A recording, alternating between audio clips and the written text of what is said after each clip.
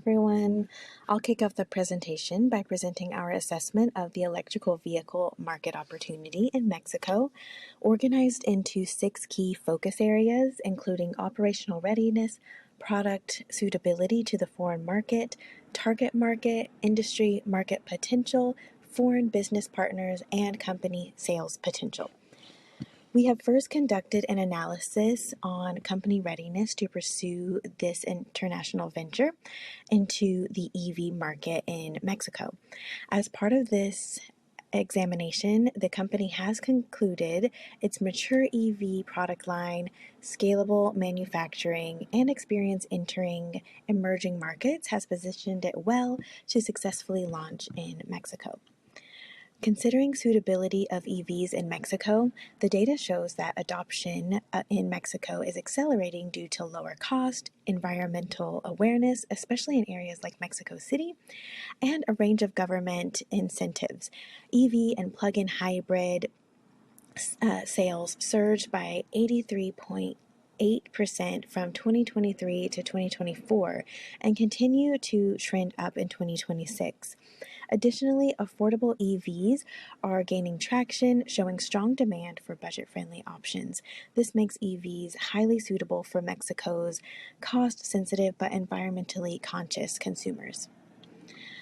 The strongest demand is concentrated in Mexico City, Monterrey, and Guadalajara, where infrastructure is densest and environmental concerns are highest. Key segments of the market include affluent buyers choosing premium brands such as Tesla, middle-income consumers purchasing affordable EVs from Chinese automakers like BYD and JAC, corporate fleets transitioning to EVs for cost savings and sustainability.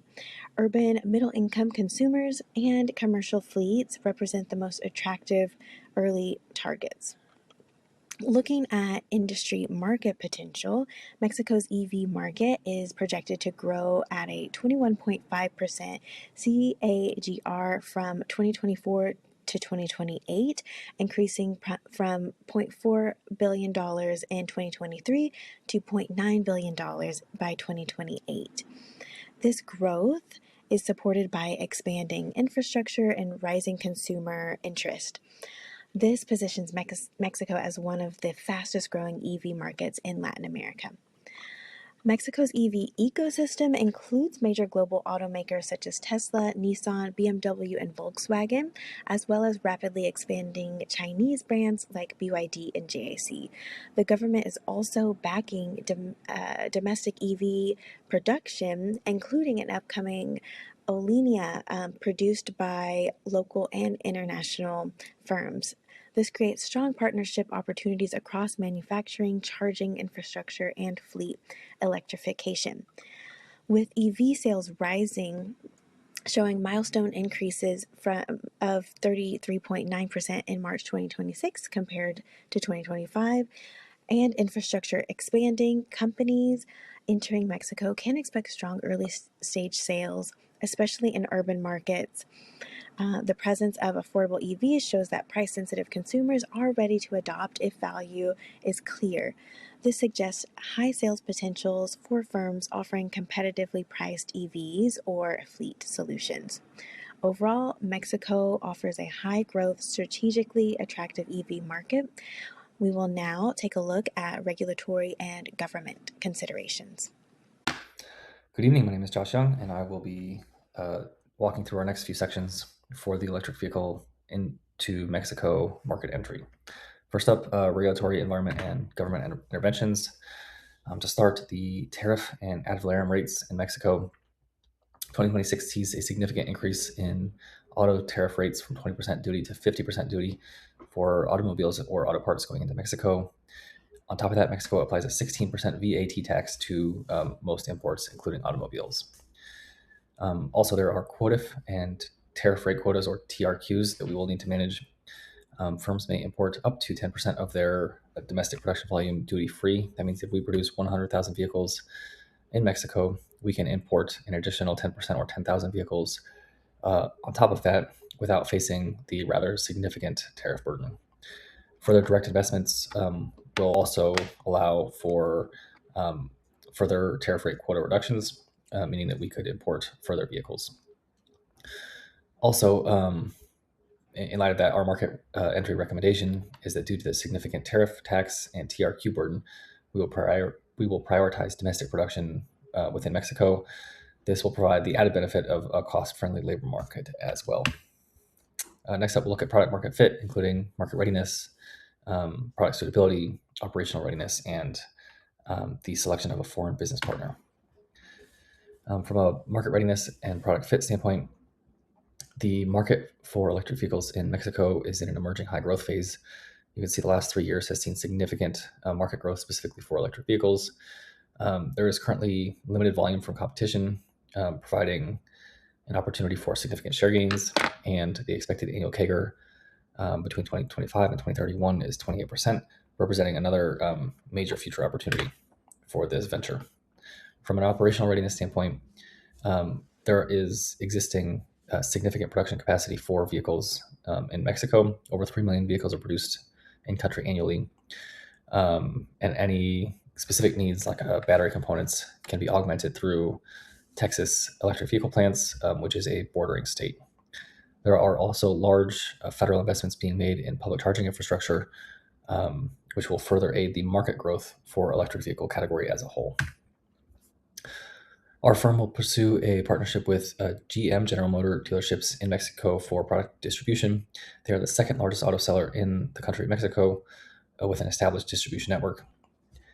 They have not had the same focus on electric vehicles as part of their portfolio, which will give us the opportunity to collaborate as opposed to compete.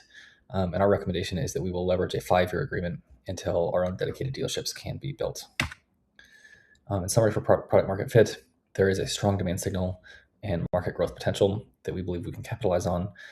Existing domestic investments and subsidies supporting the electric vehicle charging infrastructure will aid future market growth, as well as limited competition provides us some opportunity to capitalize on share gains. Finally, in-market partnerships for distribution agreements will accelerate our sales channel and give us an opportunity to be successful with this new electric vehicle venture in the country of Mexico. Thank you for your time and consideration. Here are the references for the content that we've discussed in the last 2 sections, and I look forward to hearing your decision. Thank you.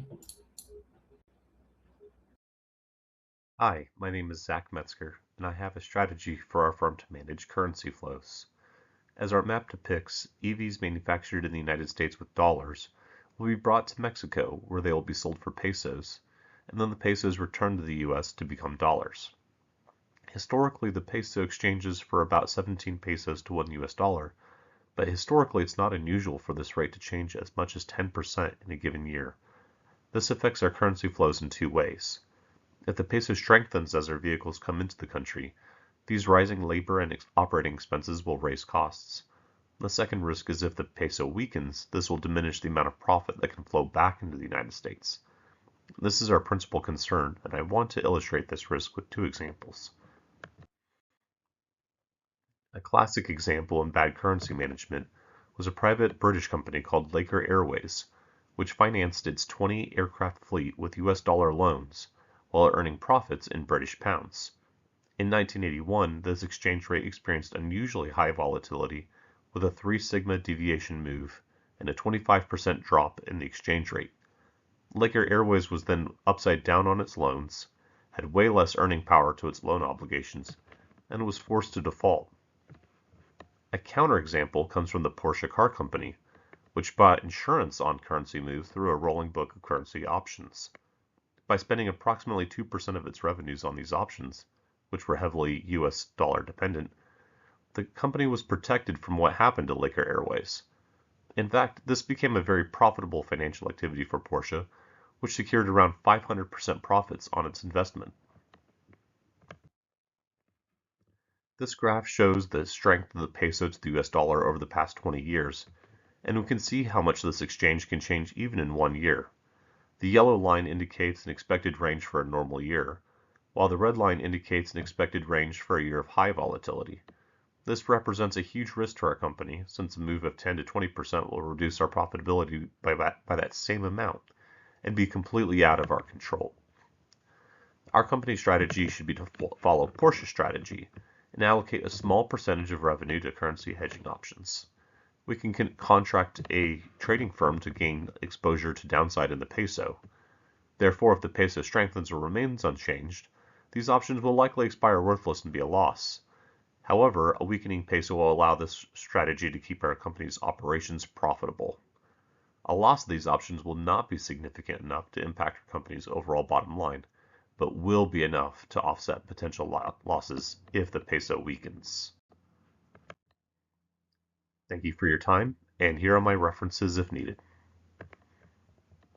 I will be covering the 4 types of risk and how they pertain to introducing an EV into Mexico.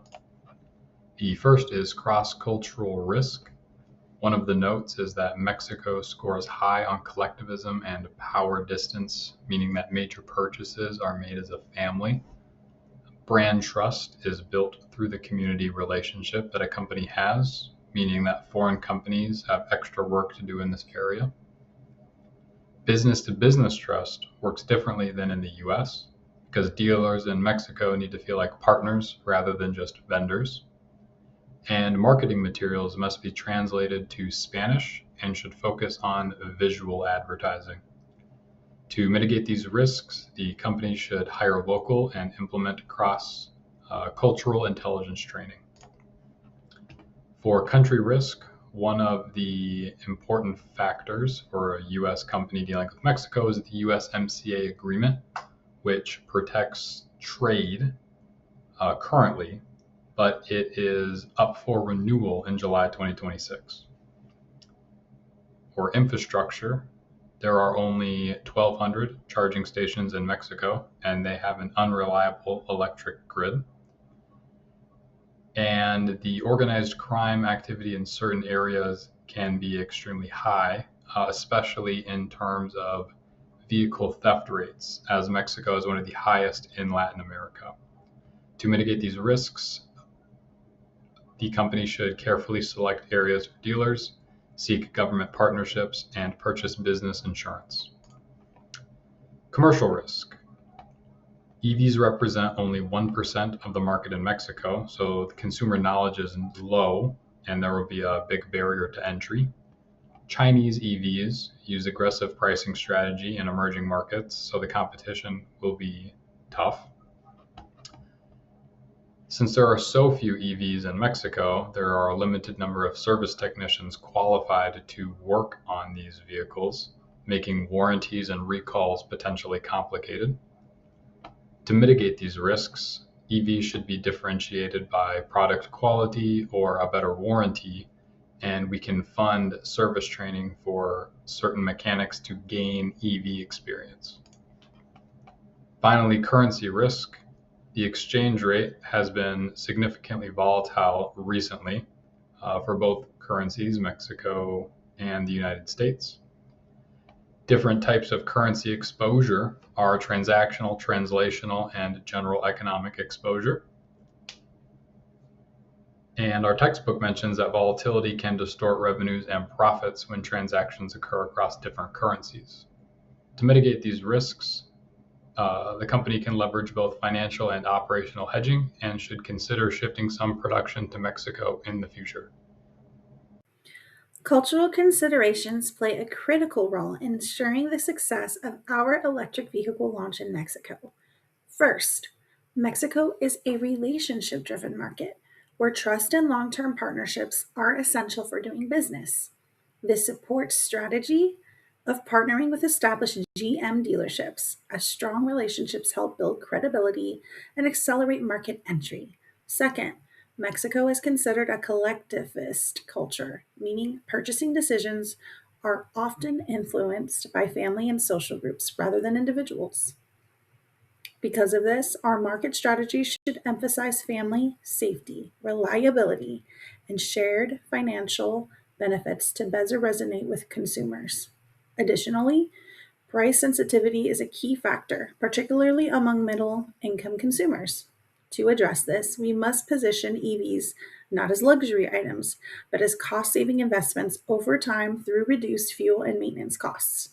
From a communication standpoint, language localization is essential, as Spanish is the dominant language. Visual and emotionally engaging marketing will also be more effective than text heavy messaging in reaching a broader audience. Finally, cultural attitudes towards new technology adoption suggest that consumers may be cautious about electric vehicles, particularly regarding charging infrastructure and battery performance. Therefore, investing in education and awareness campaigns will be critical to building trust and increasing adoption. Overall, aligning our strategy with Mexico's cultural dynamics will strengthen our market entry and improve long term success.